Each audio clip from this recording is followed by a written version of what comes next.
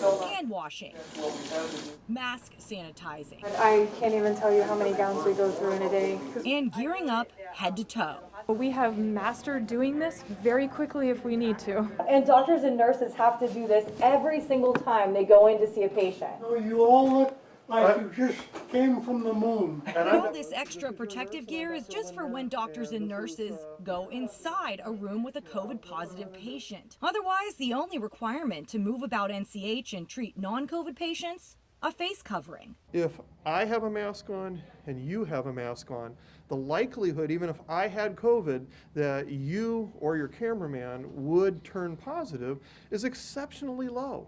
Even though we've been spending time together here and you looking at what we're doing here. And I'm not standing 6 feet apart from you either. That's because we have a mask. Everyone inside the hospital, no matter where you are, must wear a mask. This virus is not going anywhere. So what are the keys?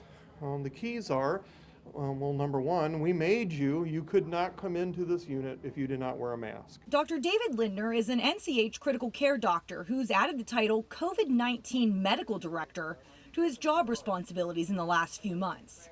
He's exceptionally proud of NCH's track record when it comes to the spread of the virus inside the hospital. That's data.